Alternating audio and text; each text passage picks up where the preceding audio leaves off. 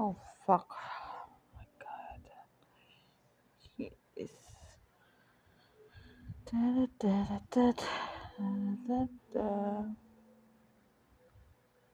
Is my audio volume good?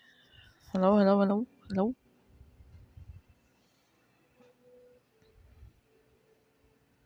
Hello. Hello? My internet is bad. My internet is bad.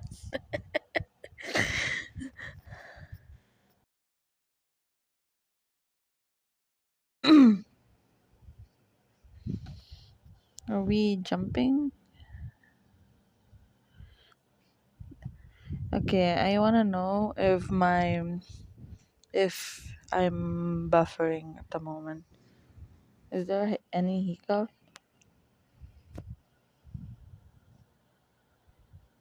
Okay, first of all, I'm going to close this, so I'm gonna freeze for a little bit. Oh shit,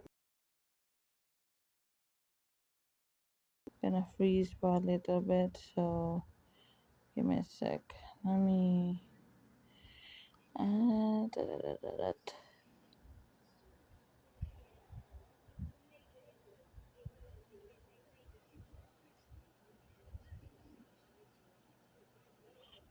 Okay, I think that's fine. I'm buffering for a bit, so you guys should. What happened? Jesus Christ.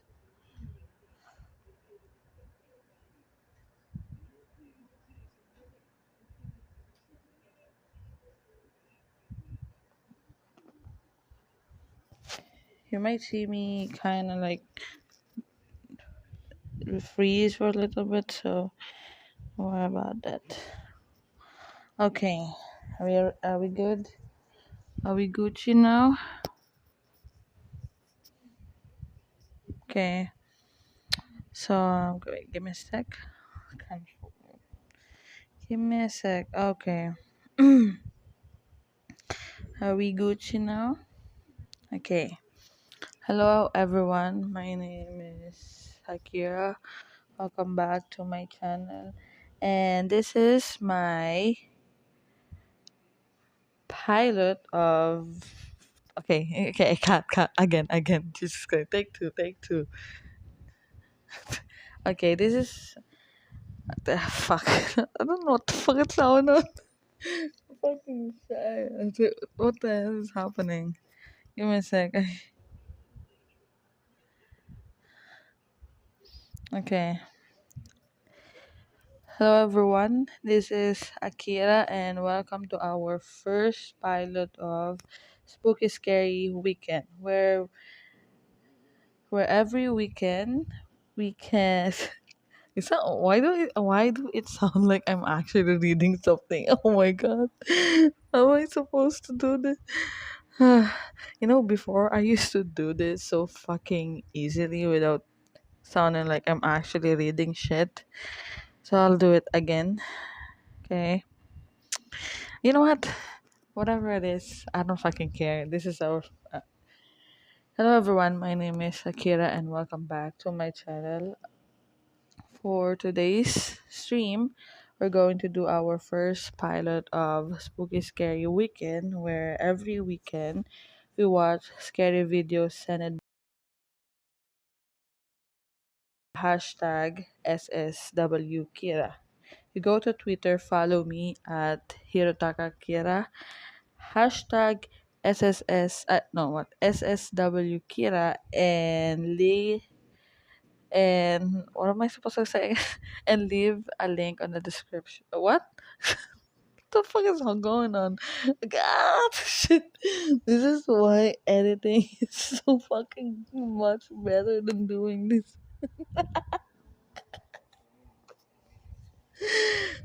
Fuck. Again, this is gonna be my last time, okay? My god, I should practice this. Okay, I'm just gonna say it. This is our first pilot of Spooky Scary Sunday, where pretty much every week. Wait, what's Spooky Scary Sunday? The fuck? Oh my god, the PH cup is sound like I've never been prepared. Anyways, again, this is our first pilot of Spooky Scary Weekend, where pretty much every weekends, whether it's Saturday or Sunday, we will watch scary videos sent by you guys on Twitter on using the hashtag SSWKira. Again, you go to Twitter, follow me on what's my handle again? Hirotaka Akira. Use the hashtag called SSWKira and leave the link to the scariest video that you guys know. And obviously, if your video gets big, yeah, you get a shout out. The fuck am I gonna say? I'll practice this move too. Fuck. Can I either do this without actually reading? Let me see if I could.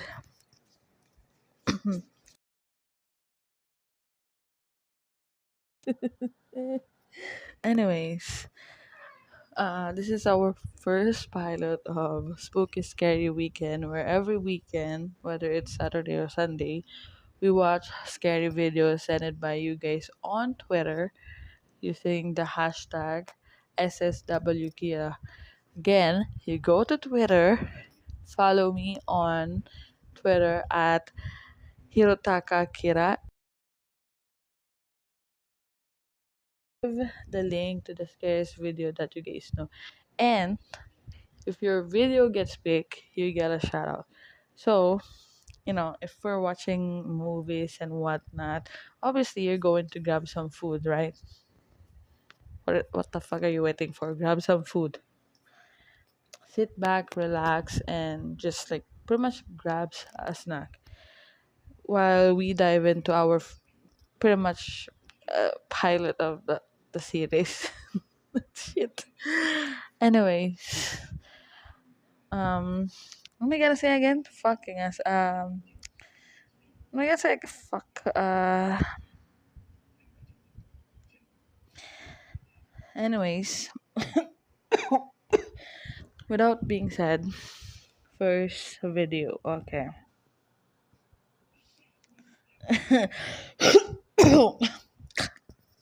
Oh my god, I'm dying. Okay, so what's our first video again? I'm so sorry. I'm not prepared for this shit. Okay. Pizza. Okay. This is what is it called this shit again? True Pizza Delivery Horror Stories animation by the one and only Llama Arts. If you guys don't know, I'm been watching Llama Art ever since like 4 years now.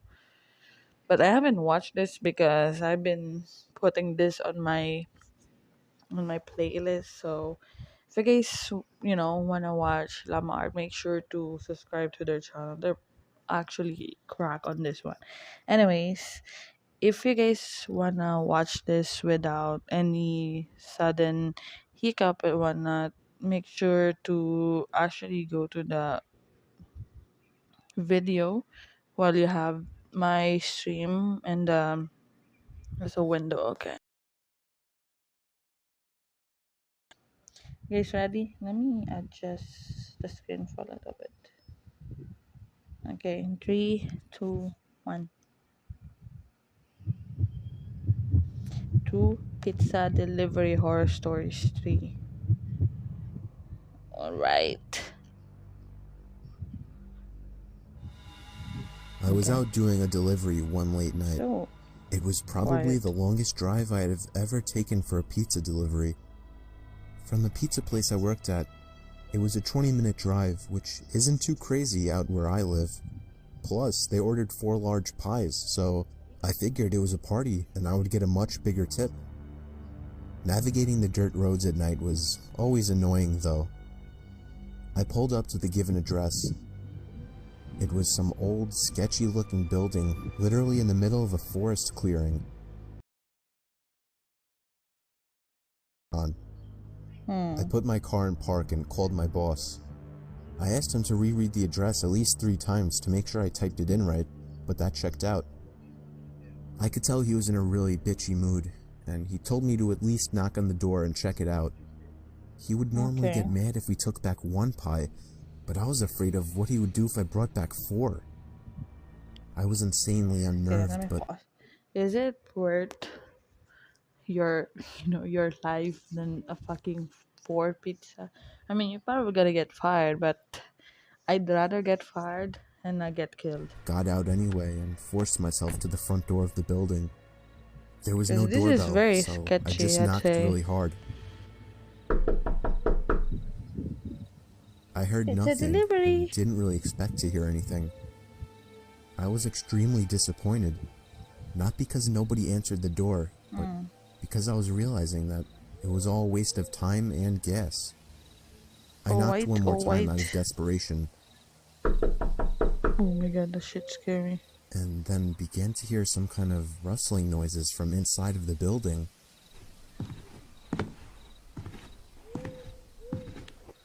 I knocked again and yelled that I was the pizza guy. There was silence now. I felt a bit more uncomfortable now than before. But before I could turn around, I noticed something at the window. There was someone looking through the window. I couldn't tell if it was a man or a woman. All I noticed were their eyes. That's Their creepy. eyes were open wider than I knew possible, staring intently at me. Oh god, shit scared I was me. disturbed enough by this and dropped the pizzas and ran back to my car. The shitty thing wouldn't start until turning the key for the 3rd time. I drove off the grass and back onto the dirt road, but I felt the car rocking about, shaking and bumping. Something wasn't right. I didn't make it far from the building before I started hearing a sharp scraping sound coming from outside. There was so much resistance that I couldn't even drive. The car came to a stop. I got out of the car to check what the hell was wrong. A chill ran up my spine as I began to feel like my heart was constantly skipping beats. My tires had been slashed and had completely fallen off the rim. Not just the front though. All 4 tires were slashed. I realized somebody did this when I was knocking on the door to that building. Instead of running, I got back in the car and locked the doors. I could practically see it from where I was, if it weren't for the trees blocking the view. I dialed 911 and explained everything to the operator. She told me the cops would be over as soon as possible and that I need to stay hidden. I asked her if it was advisable to stay in the car or run, and she told me it would be best to stay in the car with the door locked. She asked me to stay on the line with her until the cops arrived. My whole body was shaking. In all directions, there was nothing but dark, seemingly endless forest. I knew it would take forever for the cops to get there. I was not comfortable with sitting in that car so close to whoever did this. What are you on to about? Next part, though, free body? shakes me to this Oh my day, god. and I hope nobody ever has to experience this kind of fear. As I was scanning all the windows, making sure nobody was outside, I looked in the rearview mirror, and there was the same person. The same person I saw at that window. Eyes open wider than ever. I could see now that it was a woman, and I could ever so slightly see a smile begin to spread across her face. What the hell? I opened my door and full-on sprinted into the woods, not caring how much noise I made. I ran until I was out of Bro, breath, you which didn't can take body long, that and I hid woman behind though. a giant log as I waited and waited for what felt like hours until I finally heard sirens in the distance. You can literally body that I woman. gathered up all the stamina I had left to run all the way back in the direction of the dirt road. Eventually, the glowing red and blue lights came into view, and I had never felt better in my life. They were parked in front of my car, investigating with flashlights. I came out yelling at them like a lunatic to help me. I fell to the floor and started to gag, almost throwing up from running so much. They picked me up and began to question me, to which I explained everything to the best of my ability. One of the two cars drove over to the building, and the two officers began to search the building. They came back with nothing except for a couple of spiky objects. These objects were exactly the same as the ones used to slash my tires. The cops guessed that it was some kind of sick, demented couple, being that I saw the woman, but unfortunately they were never found. And that still kills me to this day. Hmm. I obviously quit my job right after that and started working at a local grocery store. I know that I'll never forget seeing that woman at the back of my car. Is that a... Oh, that's a low... Did you see that? The fuck? It's literally behind you, brother. Damn.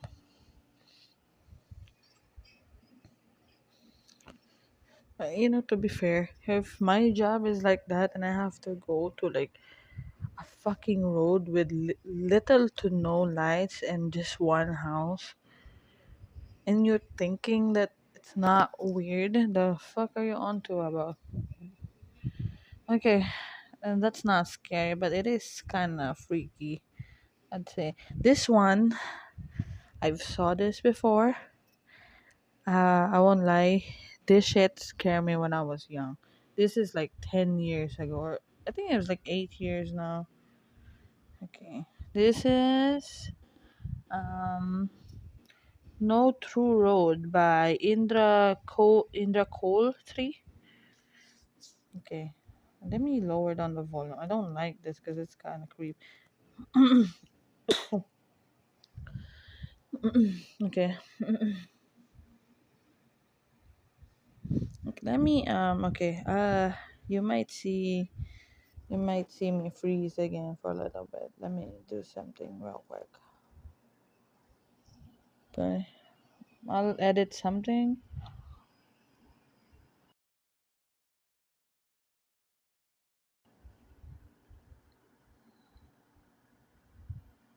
Give me a sec. Just editing something. I might freeze for a little bit. Hold on.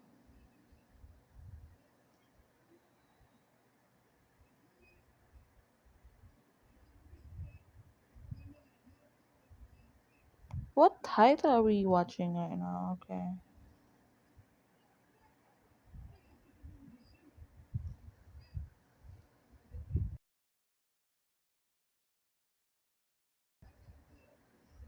Okay.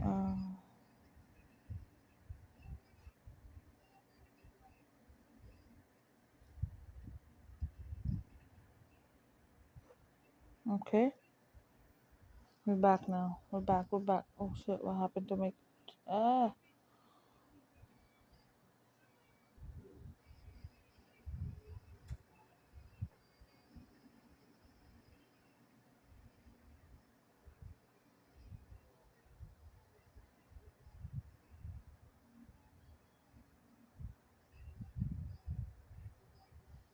Okay. Okay.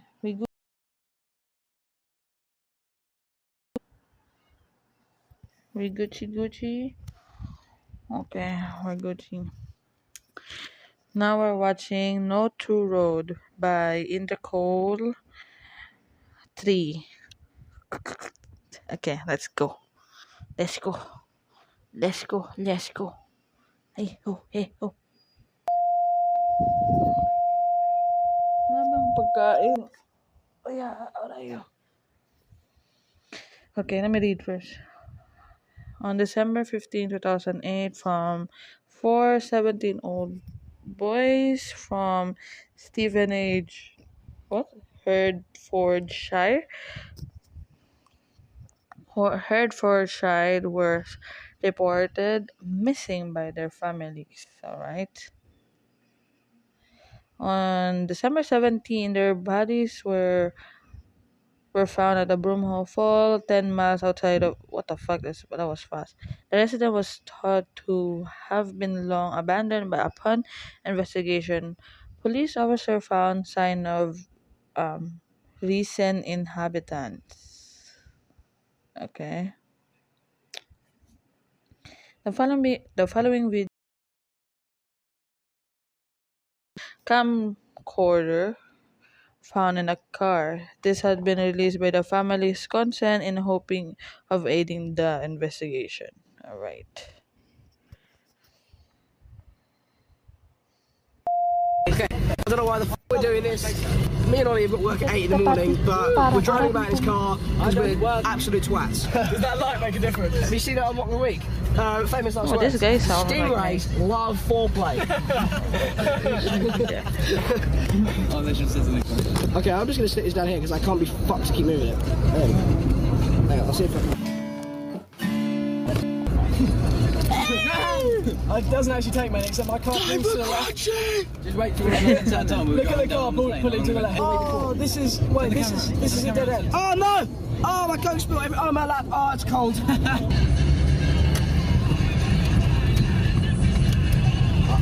Oh, that's no skeleton. Broomhall Farm was in the news.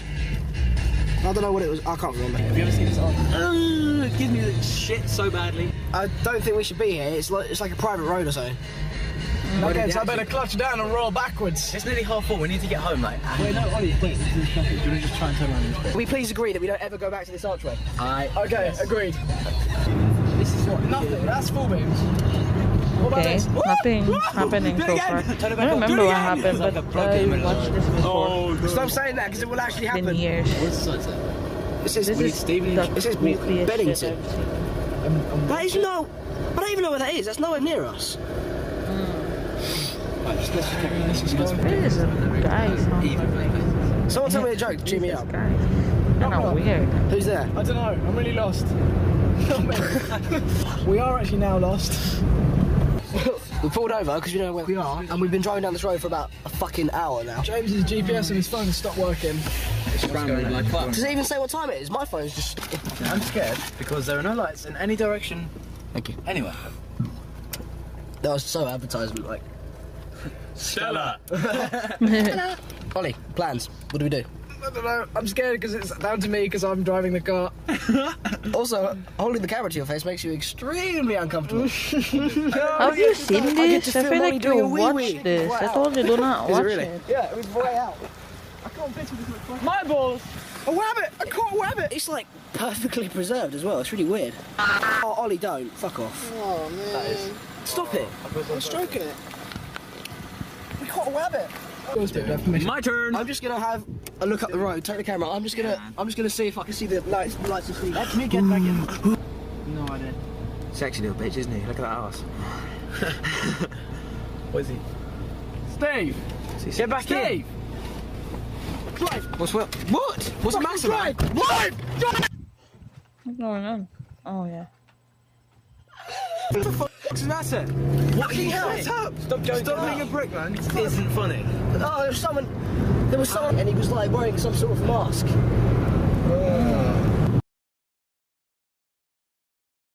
Scary how it's kind of always wasn't in it to get us home as well. Jesus. Every corner feels like the same. It's so familiar, isn't it? It's not really set up. Have you not got a signal? Wait, Look, it's a sign. It's a sign. Okay, slow down. Penance? What is it? Bennington again. They went. Nah, if it was. No. Oh my god. I know it's... Wait, stop. No.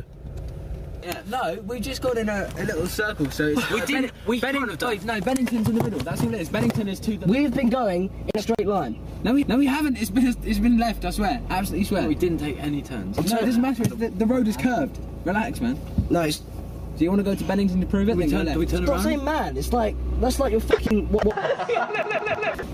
Why not? Oh, I can't. No, I'm turning the camera off.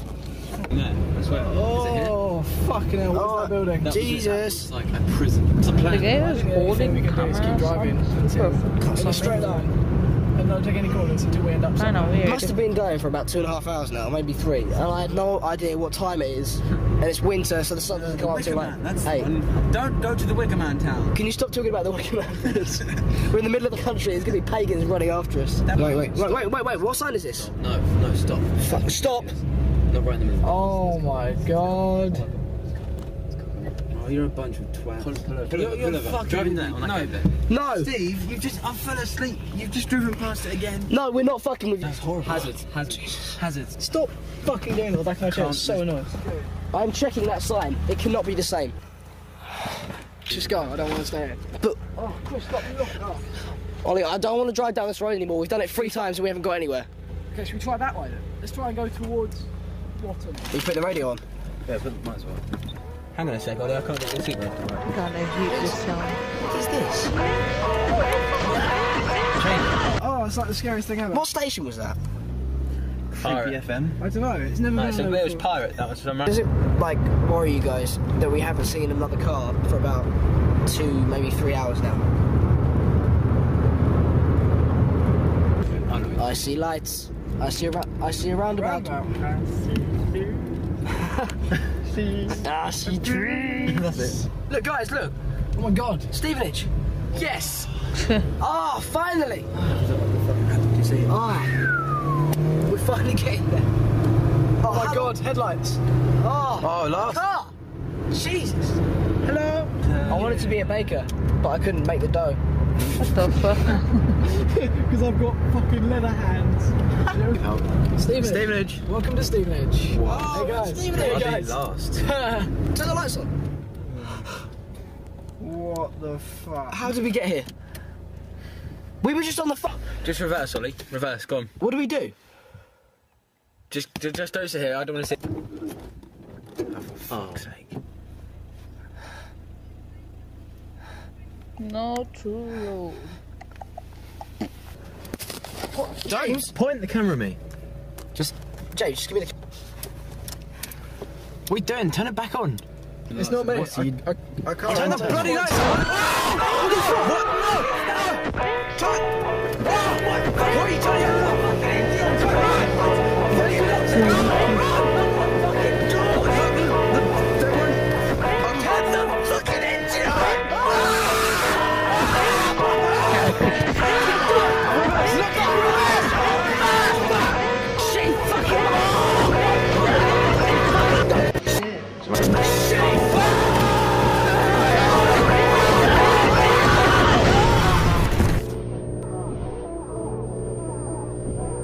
I mean, everyone has already watched this at this point. This is years video. So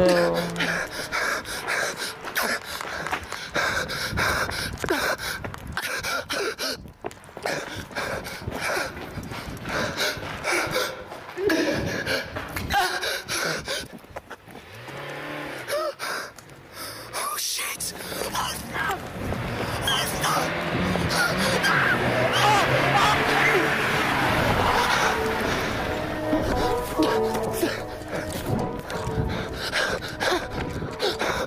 You can't see me. I think I'm okay. No, please! No! Please, don't!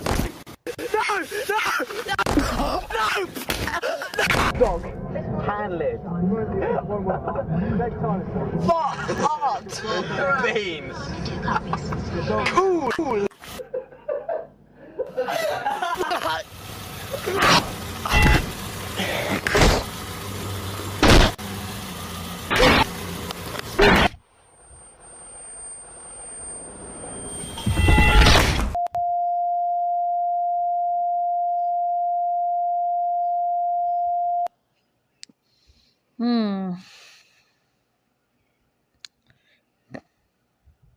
never drive Everyone never freaking dive. Okay, next one. That shit kind of creepy.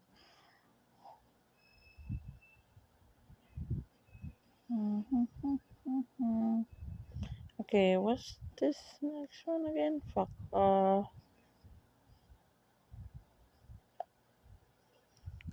Okay, next one is. Give me a sec. Aray, ow, ow, ow, ow, fuck. True Dark Web Horror Short Story by the one and only Horror Short Party. Alright. I like this one a lot from Horror Short Party.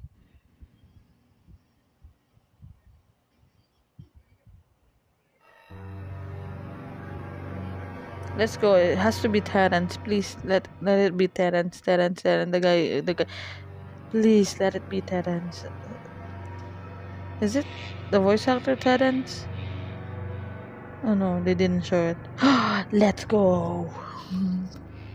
Let's fucking go. This story happened to me on a Thursday night when I was home alone in my apartment complex. I live with my roommate Josh, who was usually out with his girlfriend, so that gave me the luxury of having the place to myself. I was video chatting with 3 classmates of mine on Facebook Messenger. Their names were Eric, Craig, and Cindy. This was my first interaction with them as our professor selected us to be in a group project together. Throughout the night, we brainstormed ideas while getting more acquainted with one another. This is when the story gets a bit weird. Eric spontaneously asked the group chat, "Hey guys, want to see something cool?" What is it? "Getting an A+ in this project would be cool." "Sure, Damn. man, what's up?" Eric sends the group chat a photo. I click the chat icon and see a disturbing image of a woman with her arms and legs missing. Oh. What the hell? It is. Ew! Why are The you dark sending web. us this? Dude, Okay. where the hell did you get that photo? I'll tell you, but you guys really need to keep this a secret. Promise me you won't tell anyone. This isn't marketing related, but okay, I guess. Sure, dude. Please don't tell me you were the sicko who took that pic. I didn't. I actually got the photo from the dark web. Dude, you go on the Sound dark like web? you look What's like the dark web? Supposedly to it's dark this web. hidden part of the internet where you can buy illegal stuff. I personally wasn't that educated True. about the dark web, but I did hear rumors about it growing up. I've always acknowledged the existence of these kinds of things growing up, but I was still unaware as to what potential atrocities lie within the online world. Eric then says, Yeah, I just recently started getting into it. I found the photo from one of the forums I came Oh, across it called doesn't look like Homemade Mama, don't Dolls. worry. Here's the full-size picture. he then sends us the exact same photo, except this time it had a description box next to it with the title, Doll Number 20. Why the hell, of all people, did I have to be in a group project with this weirdo? The details in the description Okay, the stated following can inhumane be acts that executed can by be each performed on the test subject victims per before being bio shipped to their request. Please buyers. contact I merchant for felt whatever. pretty the fuck disgusted it is. reading the dialogue, but I was still somewhat skeptical about the whole thing. It was hard to deny its legitimacy, though. The authenticity of the image looked too real to be a hoax. To be honest, this looks photoshopped. I don't know, it looks pretty real to me. Dude, that's disgusting. Why do you even go on sites like that? Well, I only go on it occasionally. Midway through Eric's Ooh. sentence, a Are random they? user joins the video chat. Looks like it is who's similar that? to one movie. I don't know. Yeah, okay. I swear to God, we better not be getting hacked. Eric, is this one of your stupid friends from the dark web? I'm gonna call the cops if it is. That's when I decide to move my mouse cursor to exit the video chat. Ooh, Why the hell it isn't is this working? similar Come to on, that work, one goddammit. movie. My cursor was fucking like resisting that the move movie. no matter how many times I clicked or moved my mouse. That's I'll when the random definitely user's rewatch video that turned again, on. right? Snowy It was a Spadice. guy wearing a pig mask. The mask didn't look like some dollar store knockoff. It looked like the skinned face of an actual pig. He Ew. wore it like he was Leatherface from the Texas Chainsaw Massacre. What the Hey, hell? is anybody seeing what I'm seeing? Eric, dude, I really hope this isn't a stupid prank. It's not, dude. I don't even know who that is. Why is there a guy wearing a pig mask on my screen? Guys, what's going on? I don't know why, but something about that moment, I just knew. I was You looking just into knew the what? eyes of what true evil looks like. That's when my classmate's video chat completely froze. The only screen functioning was the pigman's. It seemed like our computers were being hijacked. I couldn't quite comprehend what was going on until I heard the pigman say, "Can you see me? Say yes if you can hear me." No. Say it! No. I reply with, "Yes, what do you want from me?" in an uncontrollable stutter. "You know that feeling you get when you're with someone for so long, every single day just drags and becomes a routine? Well, I just want something new and fresh, you know?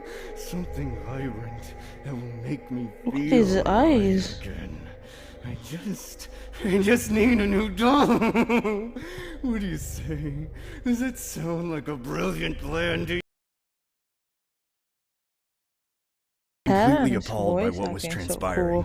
That's when I hear a muffled female's voice in the background. The pigman then swivels the camera towards the direction of the muffled voice, only to reveal a woman with no arms and legs. She had duct tape on her mouth and a chain bound around her neck. The woman was flailing her severed arms wildly in a desperate attempt to escape. A couple seconds later, the pigman approaches her while holding an axe, the kind of axe lumberjacks use to chop down trees. I began to hyperventilate as I knew the inevitable fate this woman was about to endure.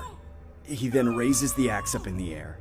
I begin screaming from the top of my lungs, "Leave her alone or I'm calling the cops!" As I took my last glance at the woman, I realized the pigman smashes the axe against the woman's skull repeatedly. I practically leap up from my chair and begin to vomit.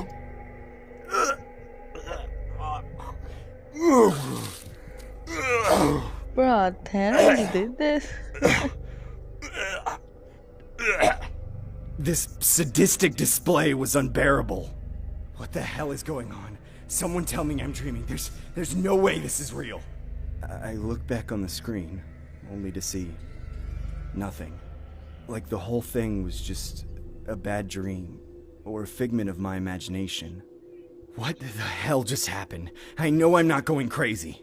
I immediately messaged my classmates in the group chat saying, "Please tell me you guys saw all of that. Did any of you see the pigman? We need to report him." "Yeah, I briefly saw him, but then my video chat ended." Same here. That was weird as hell. Must have been a hacker. Thank God my screen went back to normal. "Did you see anything, Terrence?"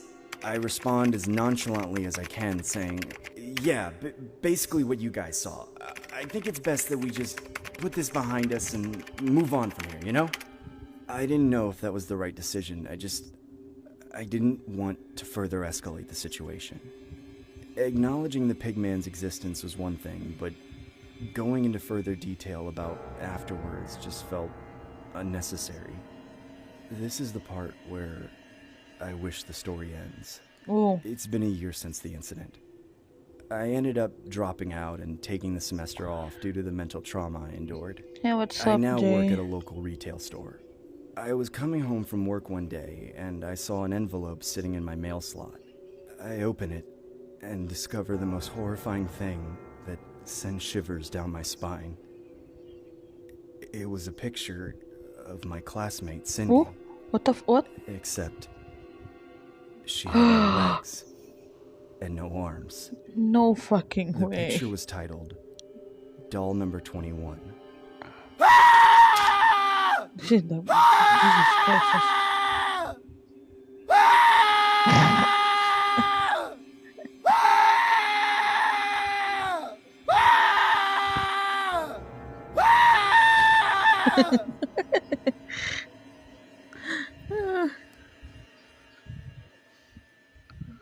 Oh my god, my back hurts. Alright. Oh whitey. Meow. Meow. Next up is, what is this? What the fuck are this? What? Wait, give me a sec. I don't know what it is. True Creep Horror Story Animation by who? You guys ready? Okay. 3, 2, 1. Orayo. Ano naman yung pinaggagawa mo? Orayo. This is a true story from when I was 18 years old. It still creeps me out just thinking about it. It all started when I was heading home from my friend Jason's house. It was about 3 a.m. in the morning, so it was pretty dark outside. I was walking towards a bus stop to catch the blue night bus that ran during after hours. My friend didn't really reside within a suburban area. He was more or less closer to the downtown region. That meant there were a lot of random weirdos strolling around the streets, which definitely made me a little uncomfortable, to say the least. They're uncomfortable. I have to sleep out here. I decided to wait inside the glass shelter of a nearby bus stop, as I regretted my decision to take the bus this late at night as opposed to just calling an Uber. I couldn't help but notice the dozens of flyers stuck up on the glass of the shelter. They were scattered everywhere, all varying from different things like job postings, rooms for rent, that kind of thing. There was this one flyer that really caught my attention. It was a picture of an older gentleman doing a peace gesture with his left hand. The title of the posting was called Easy 300. A bit further into the flyer, too good as to be the true. thought of making an easy $300 in one day seemed like a bargain one couldn't refuse.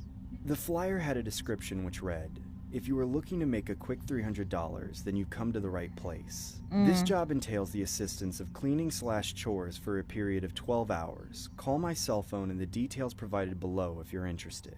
Regards, Philippe." I was a part-time college student, so any extra money would have definitely Sounds a been bit beneficial to me.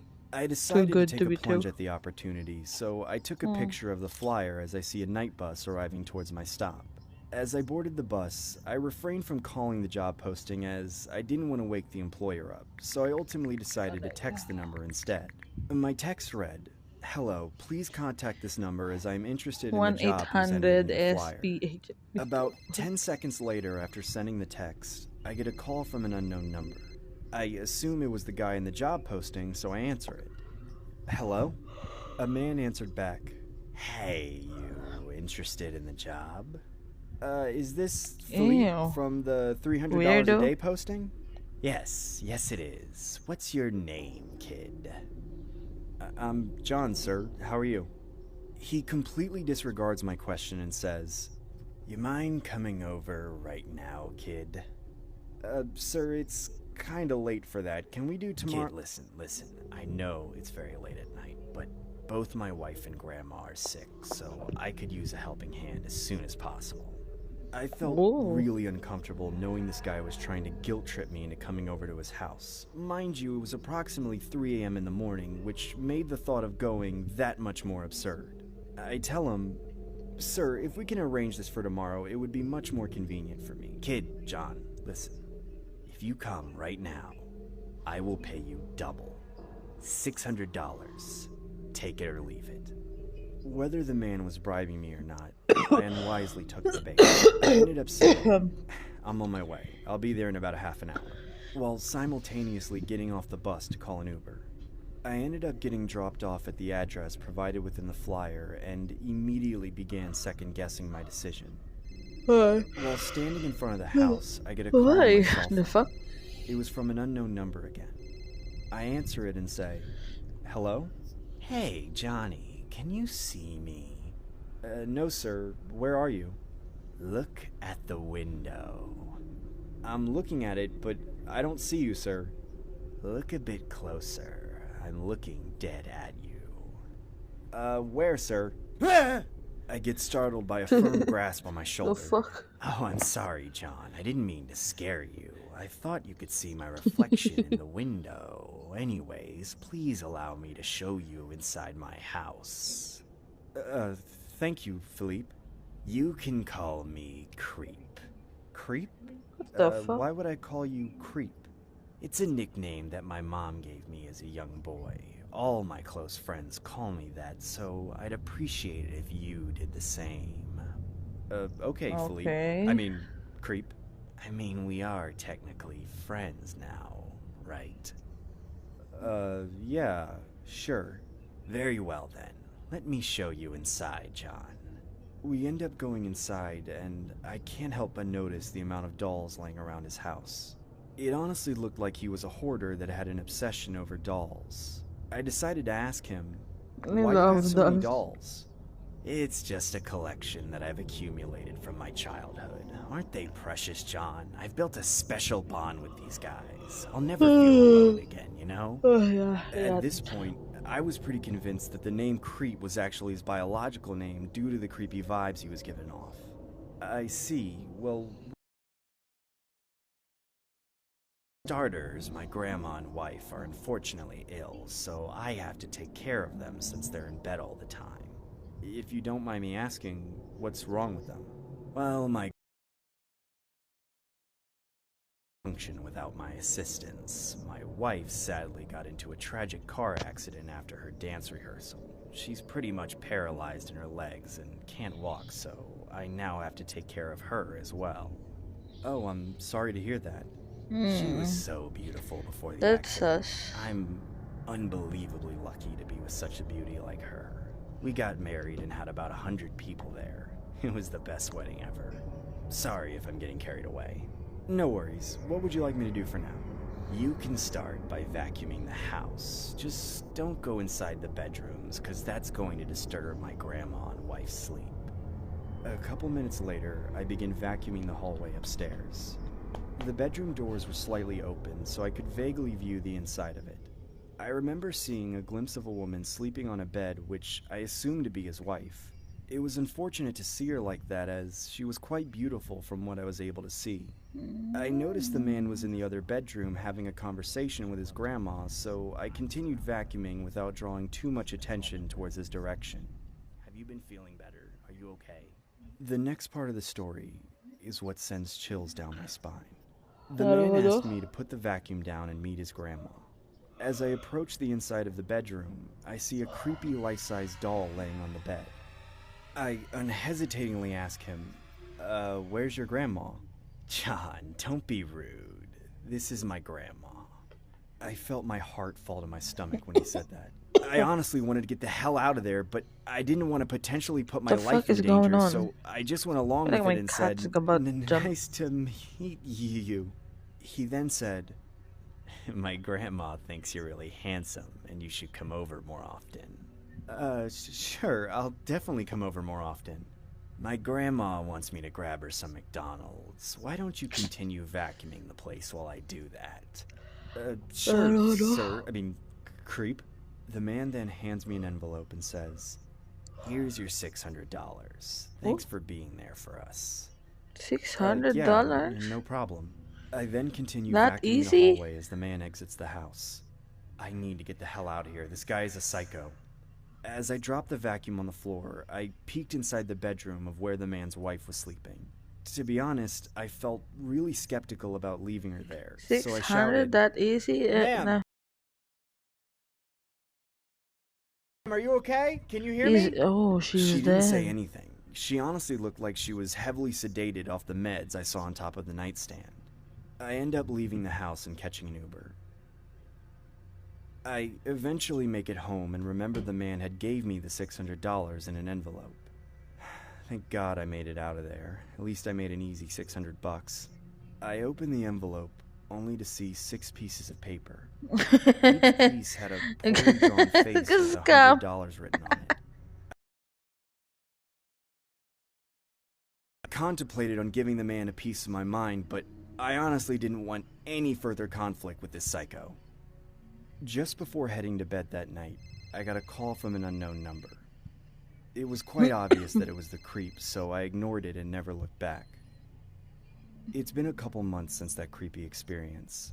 I haven't gotten any more calls from that unknown number since. I was strolling around with my phone one day when I got a notification that someone followed me on Instagram. I noticed it was the creep.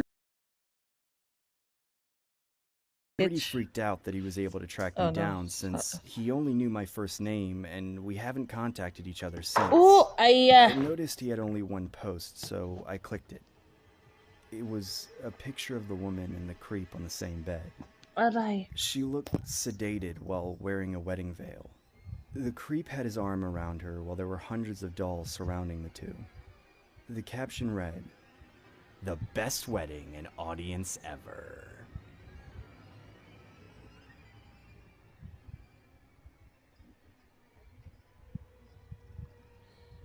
She was so beautiful before the accident. I'm unbelievably lucky to be with such a beauty like her.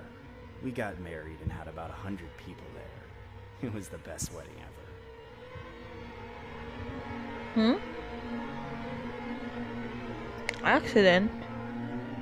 What do you mean accident? What do you guys want, huh? My car is like insane right now. Ano bang problema mong panda? Sige, bubugbugin ka niyan. Ay, yes. Yeah. Anyways, we're done. What else next? Okay, I like this one because the girl is Filipino, by the way. Okay.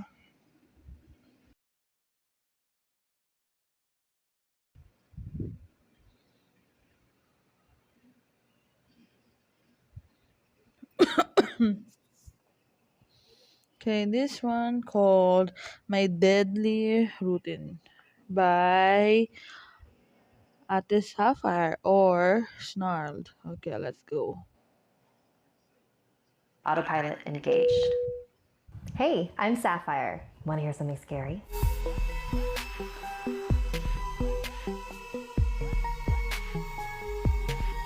From cautionary tales about technology to creepy pastas that will keep you up at night, this next volume is all about the internet. For the next few chapters, I'll be sharing some of the eeriest stories that have emerged thanks to the World Wide Web. But don't worry your little heads, they're all fiction. They all claim to be fiction. Our first chapter comes from the No Sleep subreddit, written by username Scarjo. Okay. Have you ever forgotten your phone? When did you realize you'd forgotten it? The realization probably didn't dawn on you spontaneously. More likely, you reached for your phone and were momentarily confused by it not being there. Then you did a mental re-step of the morning's events. Shit. In my case, my phone's alarm woke me up as normal, but I realized the battery was lower than I expected. So I put it on the counter to charge it while I showered instead of into my bag like normal.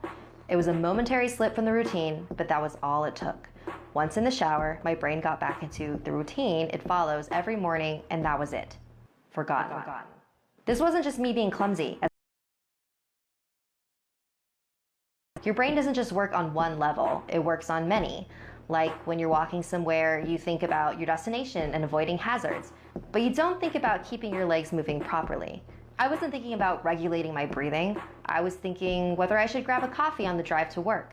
I wasn't thinking about moving my breakfast through my intestines. I was wondering whether I'd finish on time to pick up my daughter Emily from daycare after work or get stuck with another late fee. This is the thing. There's a level of your brain that just deals with the routine so that the rest of the brain can think about other things. Most people call it autopilot, but there's danger there. If you have a break in your routine, your ability to remember and account for the break is only as good as your ability to stop your brain going into routine mode. But I didn't stop my brain entering routine mode. I got in the shower as normal, routine started, exception forgotten, autopilot engaged. I showered, I shaved, the radio forecast amazing weather. I gave Emily her breakfast and loaded her into the car. She was so adorable, saying it stopped her having a little sleep on the way to daycare. That was the routine. It didn't matter that my phone was on the counter, charging silently. My brain was in the routine, and in the routine, my phone was in my bag. This is why I forgot my phone. Not clumsiness, not negligence, nothing more than my brain entering routine mode and overriding the exception. Autopilot engaged. I left for work. It's a swelteringly hot day already. The bad sun had been burning since before my traitorously absent phone woke me. I heard Emily shift over behind my driver's seat to get out of the glare. But I got to work, submitted the report, attended the morning meeting. It's not until I took a quick coffee break and reached for my phone that the illusion shattered. I did a mental re-step. I remembered the dying battery. I remembered plugging it into the wall. I remembered leaving it there. What's going on? My phone was on the counter. Autopilot disengaged.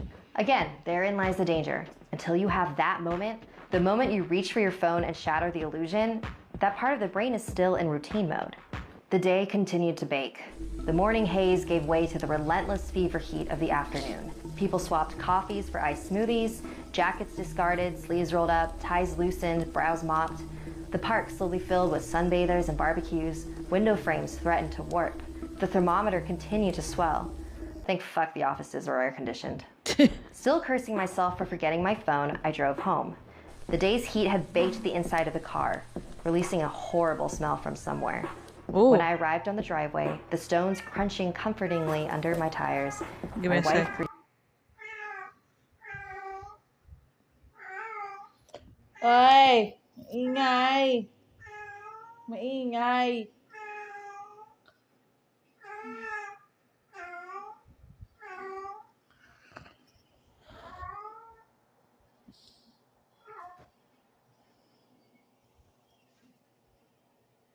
Anyway, okay, let's go. Me out the door. Where's Emily? Fuck. As if the phone wasn't bad enough. After everything, I'd left Emily at the fucking daycare after all. I immediately sped back there and started practicing my excuses, wondering vainly if I could charm my way out of a late fee. I saw a piece of paper stuck to the door. Due to vandalism overnight, please use side door. Today only. Overnight? What? The door was fine this morning. A change in the routine. My phone was on the counter. I hadn't been here this morning. My phone was on the counter. I'd driven past because I was drinking my coffee. I'd not dropped Emily off. My phone was on the counter. She'd moved her seat. I hadn't seen her in the mirror. My phone was on the counter. She'd fallen asleep out of the bad sun. She didn't speak when I drove past her daycare. My phone was on the counter. She changed the routine. My phone was on the counter. She changed the routine and I'd forgotten to drop her off. My phone was on the counter. 9 hours. That car. That baking sun. No air. No water. No power. No help. No help. Heat. A steering wheel too hot to touch. That smell. I walked to the car door. Numb. Shock. I opened the door. My phone was on the counter and my daughter was dead. What the fuck? Want something scary for your walls? We have a limited edition poster available for purchase. What the There's frick? only 666, so get yours. Yo, he forgot his own daughter. What the fuck? Like, I understand the fucking autopilot thingy. Bro, but like, how could you forget your own fucking daughter on the fucking car? Jesus. Anyways, what is this?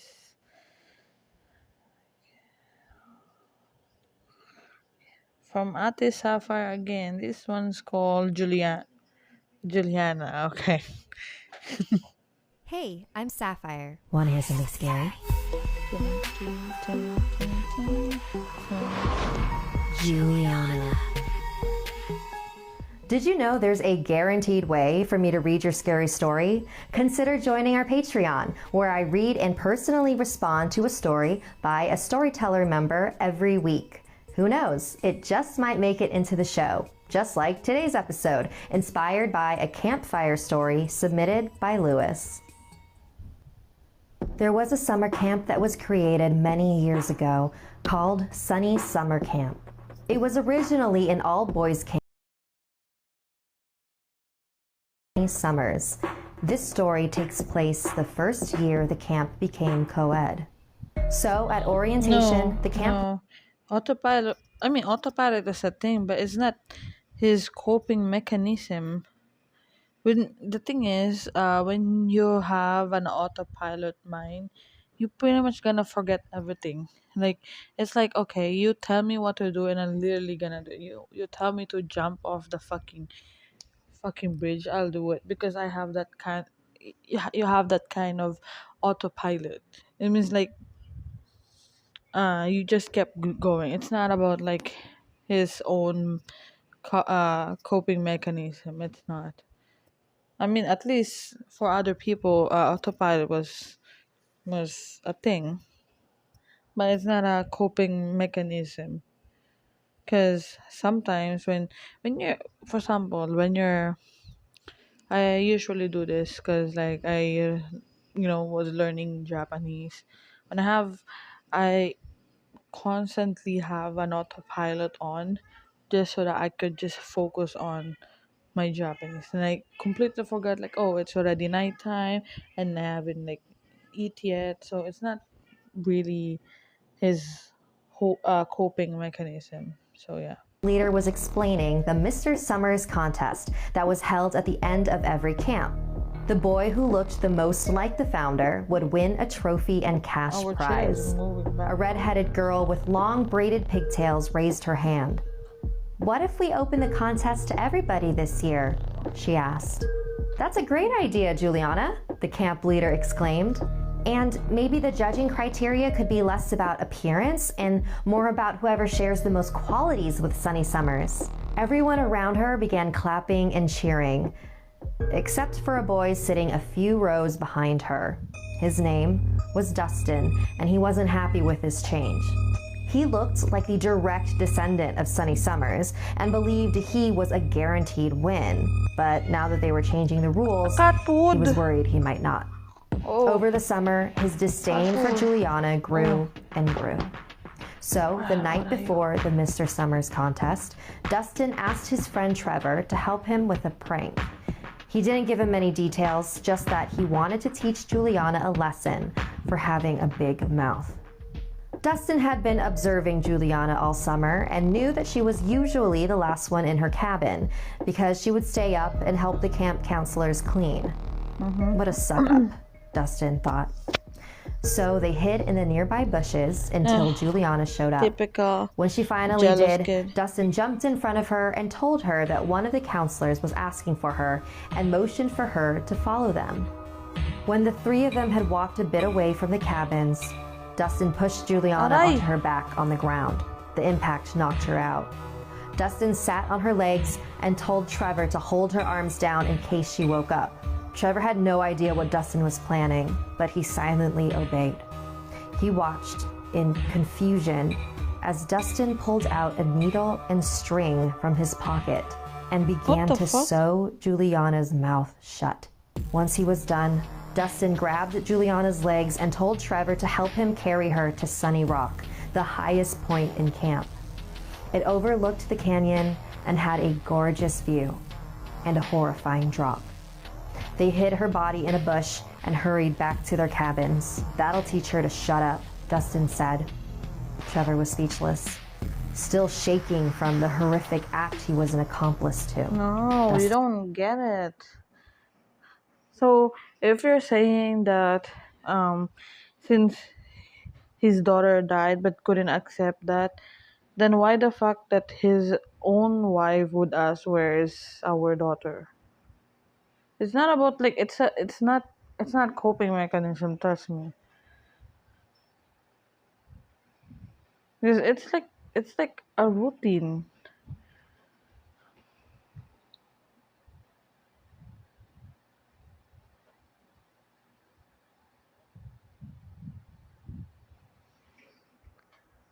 Anyway. Noticed. "Dude, we're not gonna leave her out there forever. We'll go get her after the contest tomorrow." The next morning, Dustin and Trevor sat in the back row of the mess hall where the Mr. Summers contest, now renamed Sunny Summers contest, was being held. The camp leader called out the names of each contestant to the stage, but no one showed up when he called Juliana. There was only silence, aside from Dustin's stifled cabins to pack their things. Dustin and Trevor noticed the camp leader running around in a panic, asking campers if they'd seen Juliana. Dustin turned to Trevor and said it was time to go get her. They walked back to Sunny Rock, but her body was nowhere to be found. "Oh God," Trevor said, feeling sick to his stomach. "You don't think that she..." He pointed over the edge of the cliff. As the boys peered over the edge, they heard a voice behind them. "Looking for me?" It was Juliana. She was still alive. They turned around to see her standing there, but she was covered in dirt and blood. Her clothes were torn with twigs and leaves scattered all over. Her eyes were filled with rage, and her mouth was still sewn shut. Her voice echoed inside of their heads. "I can't let you hurt anyone else like this again." Juliana lunged toward Dustin, which caused him to step back, lose his balance, and fall down the cliff. Trevor couldn't move. And although he quietly stood there, Juliana could hear his racing thoughts bouncing around in his mind. Please, please, please, please, please, please, please, please don't hurt me. It wasn't my idea. I didn't even really do anything. Juliana took a step towards him. Exactly. Many years have gone by since Juliana's death. A monument was erected on Sunny Rock in her honor. And every summer, the campers adorn it with flowers and the Sunny Summers sash. Legend has it that Juliana still watches over the camp, protecting those who speak up and punishing anyone who dares to silence them. Honestly, Juliana. If you're looking for a better night's sleep, I recommend Go do your thing. Okay, that part isn't really that creepy, I'd say. It's more likely, for revenge and whatnot. What is this? Okay. Another at the Sapphire video. Let's go.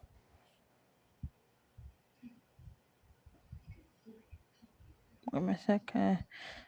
This is kind of hard to adjust. Shit. Okay, this is what? Wait, what? What? Okay, give me a sec. Why does my family hate me? Sounds like not a video, but Hey Ottings, before we get into today's episode, I wanted to really quickly tell you about one of our sponsors who, without them, the show would not be possible. If you're looking for a better night's sleep, I recommend that you try a Purple mattress. They're firm and soft. I had to move. I'm so sorry. My family hates me. The following story is based on a submission from Desiree. I used to think my family hated. I definitely did not feel particularly well liked. I was my parents' least favorite compared to my two younger sisters. They just never seemed to want to be around me or talk to me. They wouldn't even let me take care of our hamster, Lulu. I thought I was being paranoid, but my parents' cold demeanor became more apparent when we moved into a new house. They gave me the room at the very end of the hallway, secluded and removed from everything else. They claimed it was so I could have privacy, but I think they just wanted me far away. That room gave me the creeps. I remember the first night there, I woke up and heard hushed voices echoing in the walls of my room. I couldn't make out everything they were saying, except for my name, the many times it came up. The next morning, I told my mom about the voices and that I thought the house might be haunted. You must have heard I know what I heard. I also knew arguing with her wasn't going to go anywhere, so I decided to suck it up. I went to bed with such anxiety that night that I had an incredibly lucid and horrifying nightmare. I was strapped down to my bed, surrounded by dark figures who were chanting over and over, and I couldn't move or scream. I just laid there while these figures sprinkled me with unknown substances. the fuck? The next morning at breakfast, I silently ate while my parents asked my sisters how school was going. Then Jamie, one of my sisters, turned to me. "Are you still hearing things at night, Sissy?" she asked. I was actually a little startled by the sudden attention on me. Yeah, and I actually had a pretty bad dream last night. Felt like there were people in my room or something. My sister then turned to look at my parents. I felt like they were telepathically talking about me right in front of me.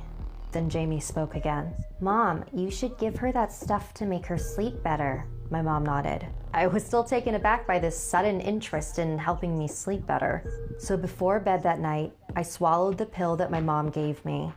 As an extra precaution, I gathered as many religious items from around the house, crucifixes, paintings, as many as my hands could carry, and put them in my room.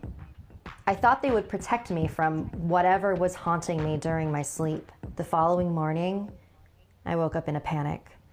Everything I had put up the night before was now on the ground, shattered in pieces. I knew my parents were not going to be happy, but I also felt like this was proof that there was something in my room. Insane? So I ran to tell my parents. There must have been an earthquake during the night, I guess, my mom said. But nothing else in the house was broken, only the religious items in my room. It didn't add up. I spent that whole day crying in my room. Before bedtime, Jamie came in with her hands cupped in a ball. Here, maybe Lulu will help you sleep tonight, she said. I glanced out the door and back at my sister. Is Mom okay with that? She doesn't have to know. I thanked my sister and lay down to bed, snuggling Lulu in my hands. When I woke up the next morning, Lulu had moved. I felt around my pillows and blankets, but I couldn't find her. I realized it was an idiotic idea to fall asleep like that with a tiny animal. I figured she must have run out of my room under the door in the middle of the night, so I went looking for her. The rest of my family was already up and in the middle of breakfast. I couldn't let them know I had lost Lulu, so I decided to continue my search after I had a couple bites. But after swallowing one spoonful of cereal, I spit it out onto the table. I suddenly felt incredibly nauseous. I began dry heaving over the table until I coughed up a small clump of brown fur. My family immediately stood up and began praying and blacked out. When I came to, I was strapped on my bed with my family standing around me, sprinkling unknown substances all over me. What are you doing? Why do you hate me? I cried, frantically trying to release myself. The expressions of each of my family members turned to sadness. We don't hate you, Desiree, my dad said. We hate who you become at night. I don't understand. You've tried to kill each and every one of us in your sleep, my dad continued, multiple times. We're trying to help you, sissy, Jamie chimed in, but nothing seems to be working. I didn't know what to think. This whole time, I thought that I was being traumatized by a demon in my room, and I was the demon. My family didn't hate me. They're just afraid of me. And I think I am too. I get a lot of questions about what I wear and what equipment I use, so we've added... Okay, sorry, Ate Sapphire. I'm gonna move you. What is this? Okay, my family does hate me.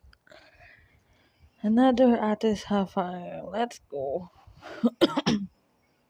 Probably this is gonna be... How many more? Give me a sec.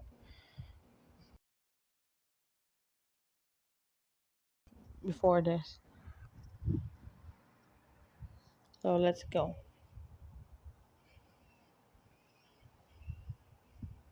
Hey, I'm Sapphire. Want to hear something scary? Let's go. So a few years ago, there was a pretty well-off family that lived in a really big house in Newport Beach, California. A mother, a father, and 2 small kids. And one night, the parents decided that they wanted a night out for themselves, so they hired a babysitter. She was maybe about 16 years old. So when the babysitter got there, the parents gave her a little rundown of what to do, and the mom pulled her aside and said, once you finish tucking the kids in, do you mind watching TV in our bedroom? The kids have been having nightmares lately and waking up screaming, and our room is right next to theirs, and so it's a lot easier to get to them. Yeah, sure, I can do that. So the babysitter and the 2 small children waved goodbye to their parents. So after a few hours of watching TV, it was time for bed, and as she was tucking them in, of course I'm not gonna let anything happen to you. So she turned off the lights and went next door to the parents' room like the mom had asked. But the second that she stepped inside, she froze. In the far corner of the room was a clown statue. Just a really lifelike, detailed, creepy ass statue. No wonder these kids have been having nightmares, she thought to herself. So she went and sat on the bed and tried to watch some TV, but she kept looking over at the statue. Was the statue looking at me like that before? It was way too creepy for her, so she decided to go downstairs to the living room and watch TV there until the parents came back. So she's watching some TV for a while, and then her phone rings, and it's the parents just checking in. Hey, we're on our way home, just wanted to check in and see how things are going. Everything's great. The kids are all asleep and in bed. I hope it's okay, but I decided to watch TV downstairs instead. Your statue was really creeping me out. I'm sorry, what statue? The clown statue in your room. It's really creepy, so I decided to leave the room. Get the kids now. Wait, what? Get the kids and get out of the house now. We don't have a statue. Just then, she heard screams. She dropped the phone and ran up the stairs. The bedroom seemed so much farther than it did before. She opened the door, but she was too late. So apparently there was a little person serial killer that would dress up as clowns and break into people. I really hope that never actually happened and this really is an urban legend. I don't think that's an urban legend. It happened before too. Kind of forgot. I think it's in that one website. If you know that one website, then good for you. I'm not going back that. I'm not gonna use the website ever again. Fuck that. Doesn't want to get traumatized, but yeah, no. This is what? Instagram dating horror story by who's it again? By Wansee Entertainment. Damn, I haven't seen this channel before. No, I haven't seen this channel. I was a big Tinder guy a few years ago. Dude, his voice sounds very. He's a black person. Sounds like my friend. To be fair, I have lots of black friends than pretty much like Asian or like white. Not that there's an issue with that. Just I probably have, you know, yeah, I'm not gonna say it. Everywhere I went, I would update my location and then update, my body count. Then I quit doing Tinder and stuck with Instagram. I know. Lol. You came to the most untrusted app.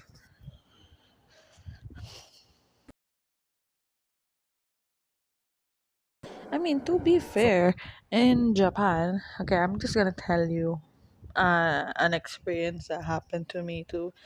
When you go to the Japan and people hit on you, you cannot just say, no, I don't speak Japanese. Even if you don't speak Japanese, they will find a way to talk to you. Or they will, yeah, English, okay, English, okay. They will literally going to talk to you. But one thing I could say, if someone is hitting on you, they only gonna ask you this: whether do you have an Instagram or line? That's how they pick you up. I remember back then when someone did that, some guy asked me like, "Oh, do you have Instagram or line?" I was like, I don't have a phone." Oh, obviously that was a joke. This guy kept following the nearest company just so that I could, get away with it. That's how people, you know, hit other people on public in Japan. They're gonna ask you if you have Instagram online. Also, the reason why I have line, because the reason why people would ask you for a line, because obviously you have your phone number, as well as they can talk to you and they can see your. I saw this girl commenting on all of my friends' pictures. Then she commented on mine. I also saw my friends replying, so I figured she was a real person because I looked on her page and she had way more followers than people she was following. So I DM'd her. I definitely thought she wasn't going to reply, but she did within an hour. We talked for maybe 2 or 3 weeks and we made it official. She was pretty, had a degree, and a God good damn. job, Ooh, as she said. I very felt she was ideal. out of my league and too What did you perfect. say? That one girl you gave your line to before Jesus. So there is one girl who was asking for my line.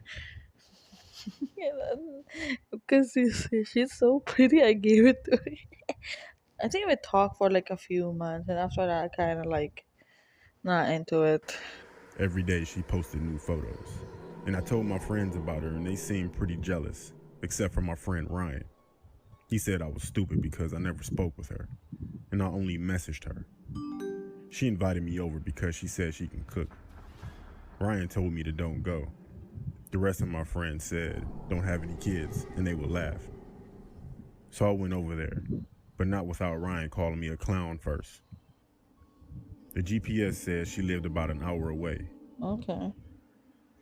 When I first started to talk to her, she told me that she lived in a nice neighborhood.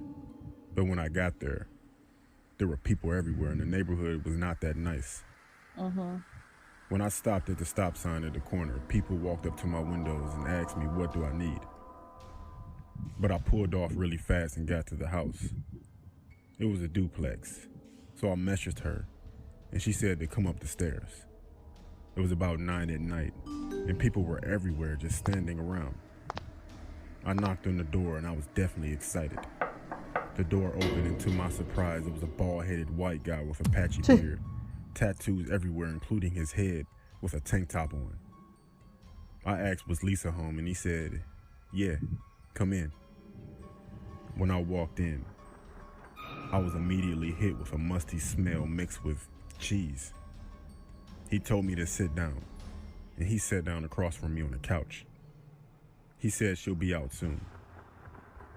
He asked me did I want something to drink and I said, yeah, The fuck? sure. When I got up, I texted her, can she come out please? She immediately said yes. The man came back in with 2 cups of juice, one for him and one for myself. Then I noticed that he put a phone down on the table next to him.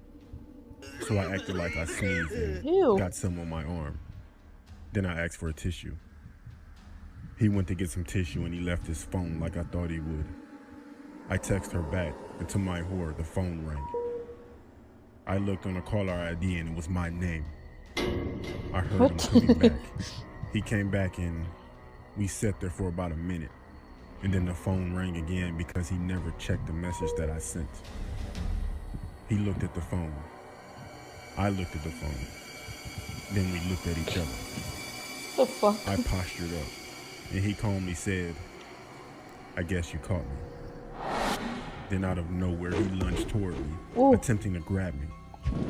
I punched him, and he fell on his face. Punch! I ran out of there so fast, and I never looked back. Yeah, I called the cops. And when they got there, the man was still knocked out. After that, I never went on dates with people that I met online again.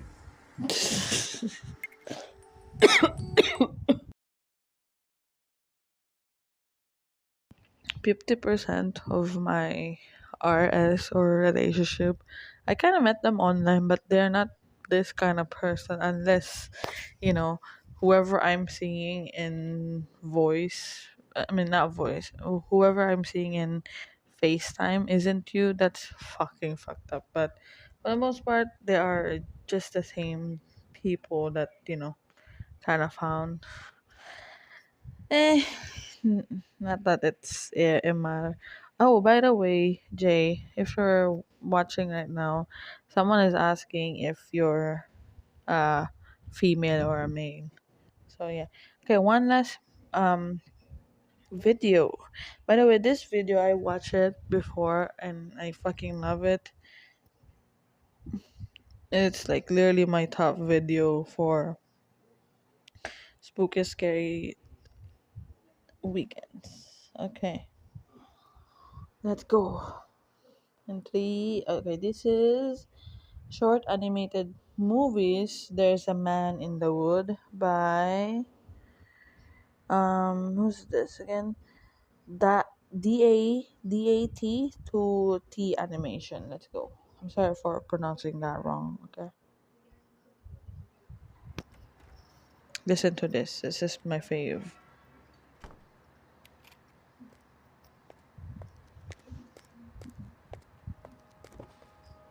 There's a man in the woods.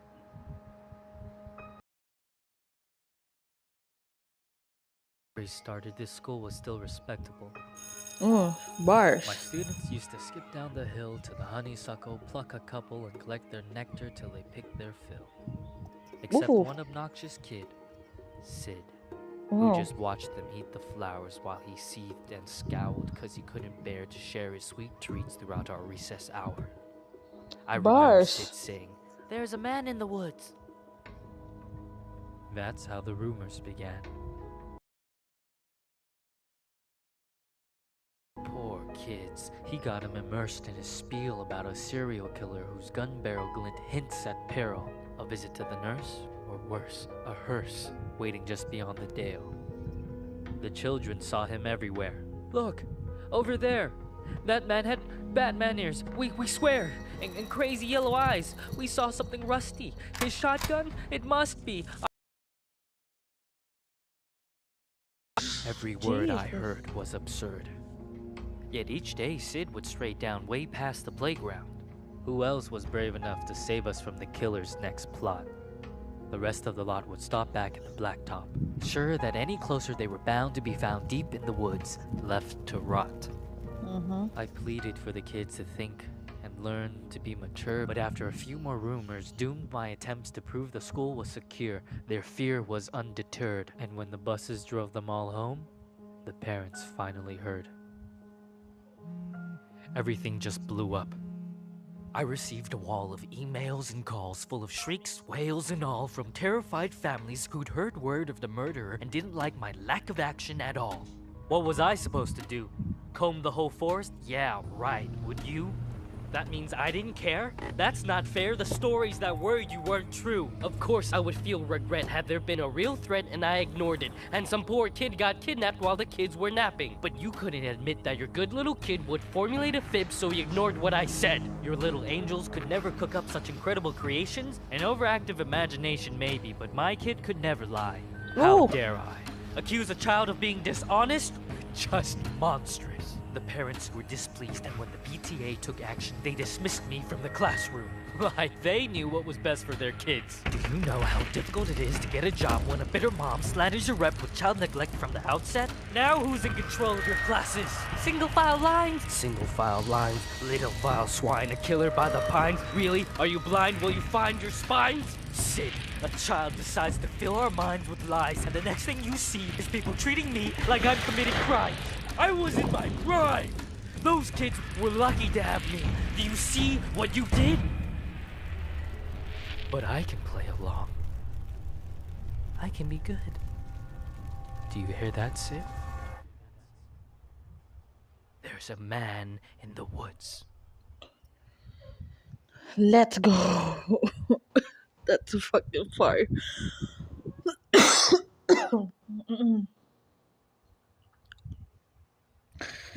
Okay, lesson learned.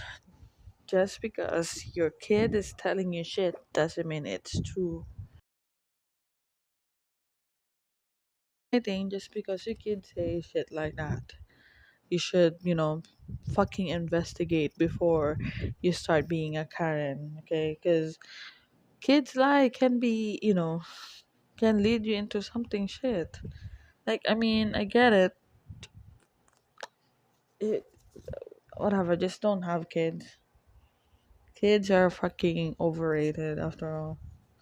Am I gonna have a kid? No, I don't like having a kid. I don't even wanna have a, you know, I don't want a husband, but I kind of want the opposite one. Just kidding. What the? Anyways, okay, this is gonna be the last, cause it's just pretty much pilot. We don't have that much video, or I mean, I do have a lot, but I cannot put them yet because again, this is a pilot that long. So sorry. I hope you guys, kind of enjoy this new series that I've been wanting to do. Though I'd say I'd rather edit this. Oish! Eh! Panda! Ay, taran.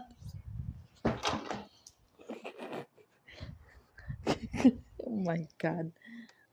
Yeah. May. Right now. Alright. Wish my pants would be on my side like that. What?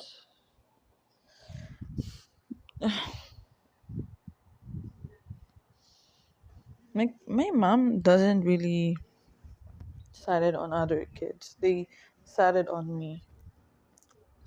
But this is like a bad explan how do you say bad an explanation that kids when kids lie they could ruin other people as well. Anyways, like what I'm saying, I'm being backtracked. Okay. This is gonna be a pilot for now. I do believe that I'd rather do this recorded than stream because I'm not gonna lie. I don't want to stream this. I kind of want to like record this for now. But unfortunately, this is just a pilot, so I can do whatever I want during pilots. Uh, by the way, this is gonna be my last stream up until 26 because it's Christmas.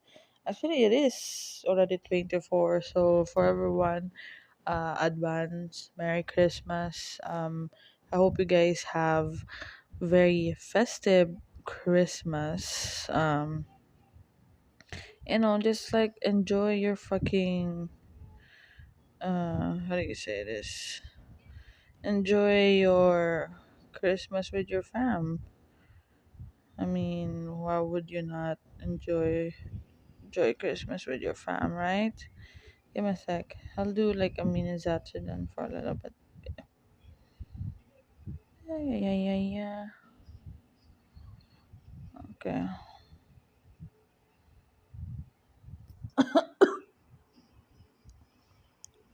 One sec. Anyways, again, Merry Christmas to everyone. I think this is my first time greeting, greeting my fans a Merry Christmas. Even in my old channel, I didn't get to do it because lots of things happened during my max and half era. Um, do I feel festive? I don't feel festive because I already told you guys that my mom doesn't even wanna celebrate Christmas for now, but it did kind of change for a little bit. Um, last year we did celebrate it because we're complete, but since we're not complete, my mom doesn't wanna feel festive. So I told her just like I would be fucking happy because we're only the two people in the fucking house. Like I would just be happy if you cooked us like two meals for Christmas. Like I don't even care. As long as like I feel a little bit festive because my mom doesn't wanna celebrate it. But not my dad. So that's why I wasn't feeling a little bit festive. Um Also I think Christmas is very overrated too, I guess. I don't know. Maybe I grew up uh I think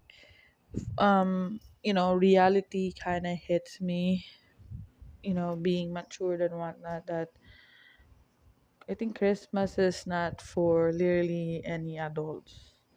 I mean, if Christmas is for you, that's fine. Good for you, I guess. I so fucking support you. I respect you for that. But not adult feels the fucking festive. Honestly, I just want the money. You want me to be honest? I just want money. I don't want to celebrate Christmas. I do want to celebrate Christmas if I have the money, but if I don't, I don't know.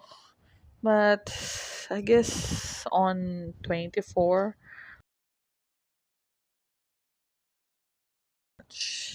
do movie marathon. Oh fuck! I need to buy popcorn, or I might buy no. What am I gonna buy? Don't want to waste money. Jesus Christ, I don't have that much money anymore. I think I have at least $10 only left.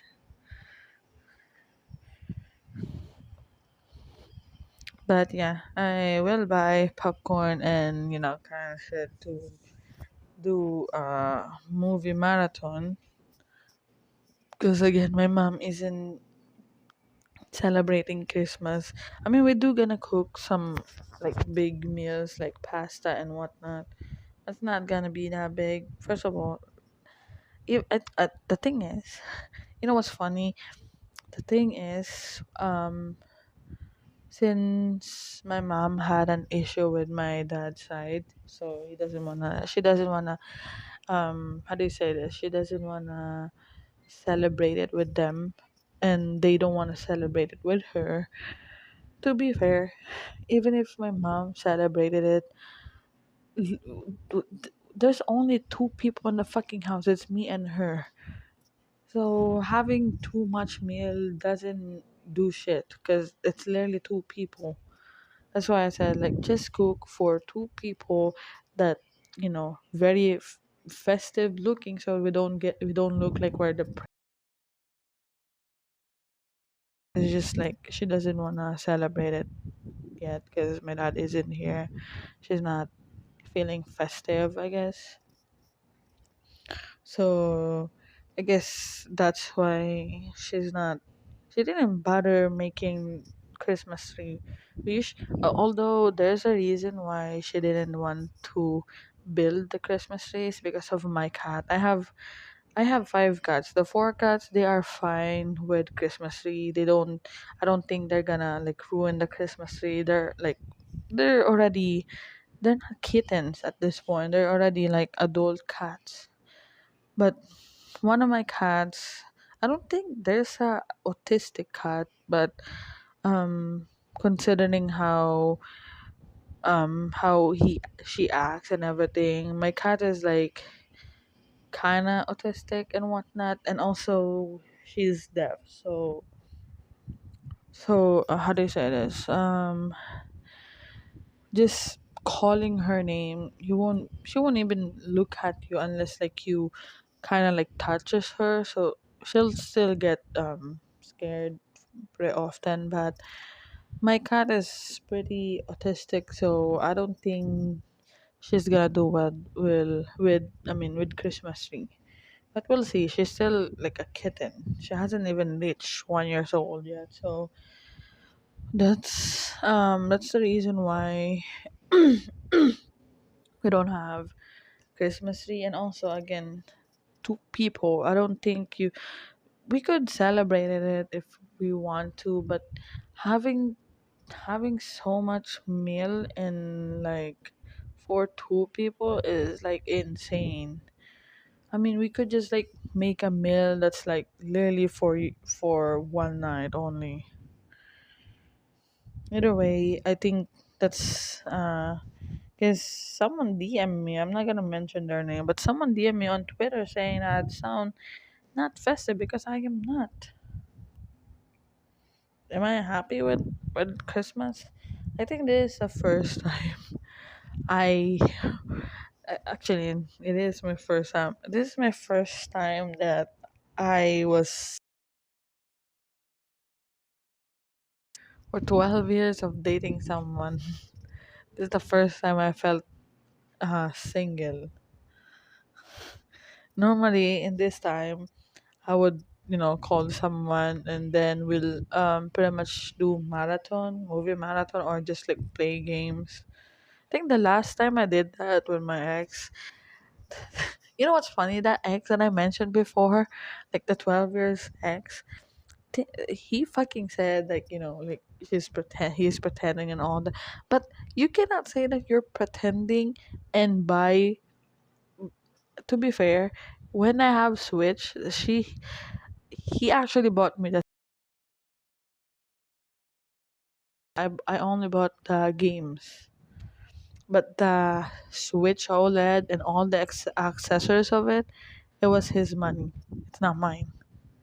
The only the only thing that I bought from my Switch is just games and my Nintendo Switch online. It's like Battle Pass. That's literally what I bought. And then he actually bought one for himself just to play Pokemon Scarlet with me. And then after he finished that, he told me that he didn't have that much time and it was just sitting there collecting dust, so he sold it. I also sold it because I don't have time. And I did regret it. It was collecting dust. Because when I was still working, the moment I'll go home, I didn't even eat dinner. I'll just go home and then straight up pass out. I'll just wake up. It's already morning and I'm fucking hungry. Do you actually think I wanna fucking play? Even if I force myself to play, it's like I don't have the end. Although I do bring my Switch on my office um because in my office we have like separate another office too, because it's like mini office inside of the office. And then there's three guys there. One is a IT admin. I was the assistant of the IT admin, and then IT admin, and then architecture. No, architect, architect, and then engineer. So those three guys were like I consider them as a best friend because they already consider me as one. The I have a lot of story in that in that office. I'm not gonna lie. Um, we the reason why I use my Switch on my office instead of like being at home, because I don't have that much time. I'll just pass out. I have a friend who also the web ad the IT web admin also have Switch, so we play my Mario Kart. We kind of like versus each other, and also we play Pokemon Scarlet. I think he has Scarlet. No, he has Violet, and I got Scarlet. Wait, is it? Oh no, I have Violet. Sorry, I have Violet. I didn't like the Scarlet one because the I like Miraidon more rather than the one is like moving. But like, yeah, we play that too. We also play Smash Bros. And what's this one fucking game that's like we also play Smite and Switch. Kind of funny. That's the only way we pretty much play. We also play Mario Kart every lunch break, and then you'll see us like we're not screaming, but we're actually like cussing like, what the fuck. Anyway, we're against with the fucking AI, like an NPC. We're just like laughing and then trying to see who was in the top. I always at the bottom because like racing games aren't my thing. But on Smash Bro, I was killing them. So yeah, I guess actually I did regret selling my Switch, but at the same time, if I didn't sell my Switch, how am I supposed to do this kind of crap? I can't even stream. I was thinking if I could like stream my Switch on my phone, but I still need to buy Elgato. So like oh my god. Another fucking thing that I have to buy. So I was like, you know what? I'm just gonna sell my Switch and upgrade my phone for like a better phone to say the least, so I could like play games and also use it for good. So like I was like what I said, I'm very limited to like equipment. I think if I have PC and my controller now, I think like I'll be focusing more on variety games, not just like FPS and whatnot. I might try like lots of it that I that I usually like play. God, I remember my work. I kind of, to be fair, I wouldn't quit that job if it wasn't so fucking far. Imagine from imagine you're going to work for imagine the fucking hours just to go to the work. You have to go there for 2 to 3 hours, and that just like you going to your home, to your work. But when you're about to go home, sometimes it's 3 hours, sometimes it's 4 hours, and that's 8 to 5. And my salary isn't that big. It's pretty much an minimum, but 60% of my salary only goes to my transportation. I didn't like that, so I was like, first of all, the moment I fucking worked it, it's my first ever job, so I was very excited. But the moment I got the moment I have work in that place, I started having a lot of sicknesses. The fact that I could get fever so fucking quickly, like literally just get tired pretty easily, already fever. And the thing is, there are like times where I have to sleep in my work. I mean, not just me. Most of my coworkers need to sleep there because some of the event, because I'm working in a, how do I say this, in an admin for a very large um village. This village is similar to the Forbes. If you don't know what the Forbes is, if I mean, sorry, if you don't know what's the Forbes, you're probably not in Metro Manila at this point. You're either somewhere not near in Quezon City. Shit, my fucking cat is like, yeah. this this village is similar to the Forbes, which is like the biggest village that you could think of. And also, Manny Pacquiao lives in the Forbes, so I think pretty much everyone knows that. So I work there as assistant of the admin. No, the assistant of the web admin, and also as a sticker processor to put. I was the one who was processing the vehicle sticker. So at that time, I was like, okay, every event in that village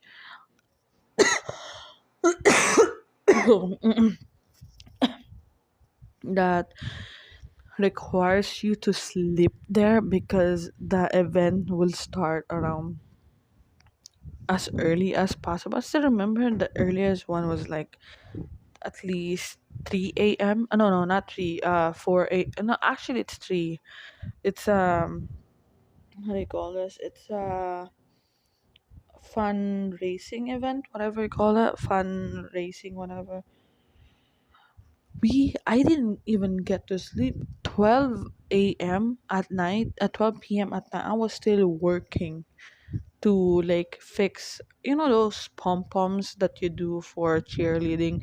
We were doing that for like hours, although it's fine because we can use phones, we can use the TV in the boardroom. We're literally watching Netflix. We're allowed because like when if it's 7 p.m. where you're allowed to do pretty much everything. So it's okay. Let's just how do you say, let's just watch movies, listen to fucking music while we do pom poms, and after that, what's funny? After that, I was playing on my Switch, and I think I sleep around like 2 a.m. I only slept 1 hour because 3 a.m. I didn't even eat. We didn't even eat. The moment that shit happened, we change our clothes, brush our teeth, and then start how do you say, start assisting people who's going to join the fundraising. So I was like, ah, shit. I think the only memorable thing that happened in that, because like, remember the web admin, I was his assistant. This guy is like, so he's very obvious kind of person, but doesn't want to admit that he likes me. There's no fucking way this guy isn't in love with me. I'm not even feeding my ego. It's so fucking obvious. Even because the general manager was like a family friend of my mom, so I get the easiest way to get into the job. Even the general manager knew something was up. So I was like, yikes, bruh. Either way, I'm just kind of happy that it happens, and also kind of miss it because I do be getting lots of money this Christmas while I was working there. So, anyways, I still need to sleep early for. Actually, there's no simbang gabi in the morning. The last simbang gabi today was around, is it 7 p.m., not a.m. anymore. So I'm I can fucking just like go upstairs. Anyways, I hope you guys enjoy the actually not a mini pilot, our first pilot spooky scary weekends. I'll try to make it more less entertaining as possible. Feel like it wasn't us. How to say this? It wasn't those.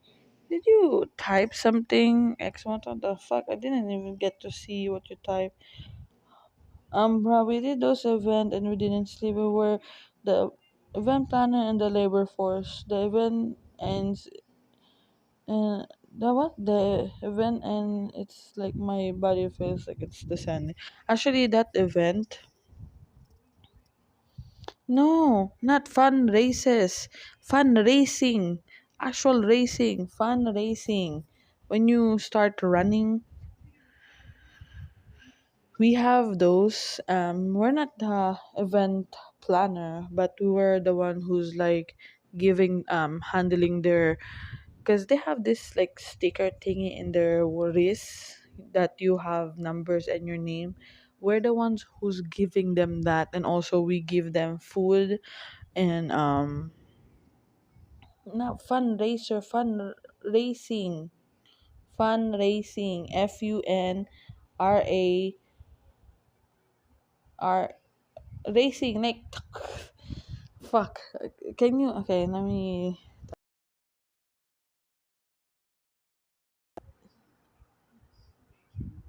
fun running, is it fun, not fun racing, fun running, whatever you call it.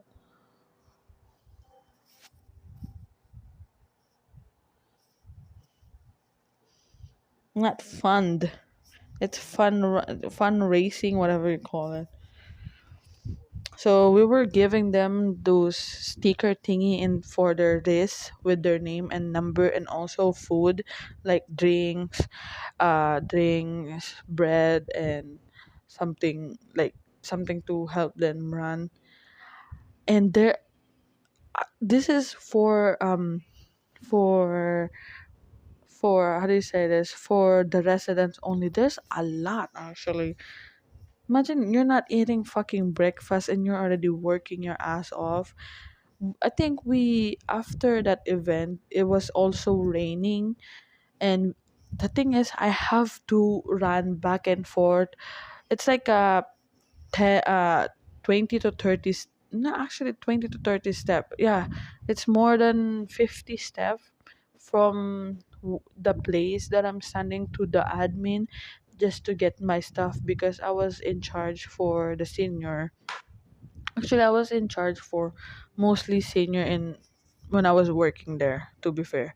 Like all the events, I was the one who's in charge, whether it's for photography and pretty much like entertaining them.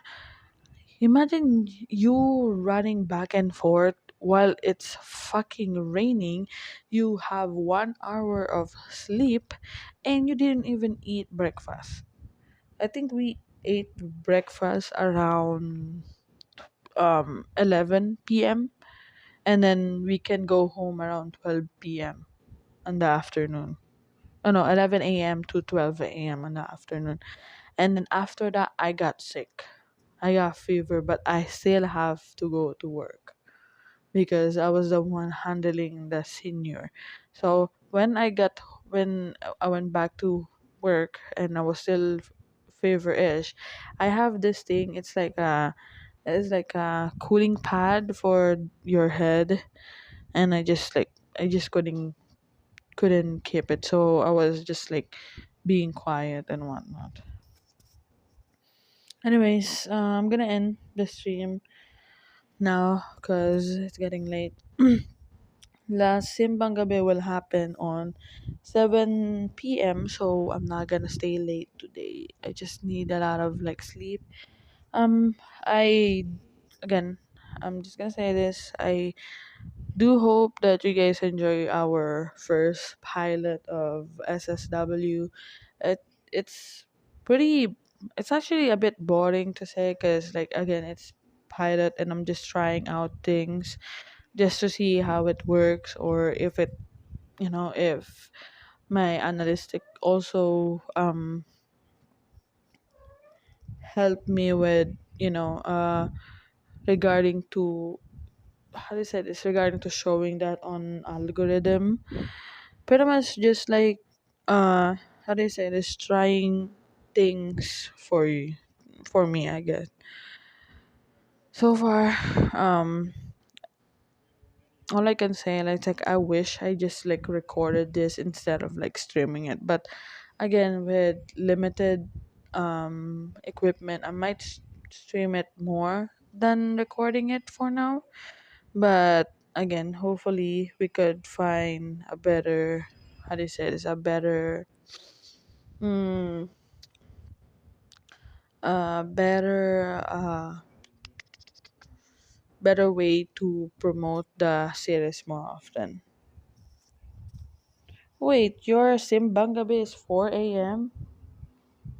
But it's already 24. Why is it?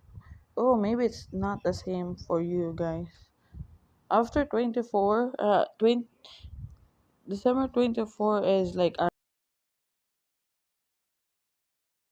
to Simbang Gabi today, whether it's 7:30 p.m.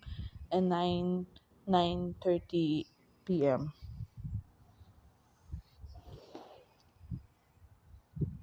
So it's late at night.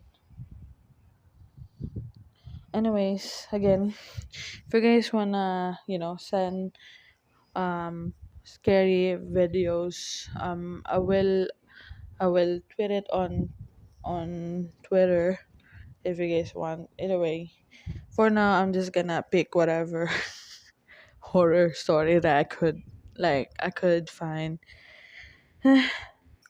And lastly, Merry Christmas to everyone. I hope you guys have like a wonderful Christmas and you feel festive.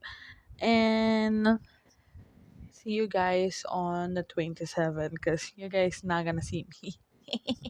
Anyways, bye bye. Thank you for watching and we'll see each other again on 27th. Johnny, Merry Christmas everyone. Have a wonderful Christmas. Bye bye. Johnny. We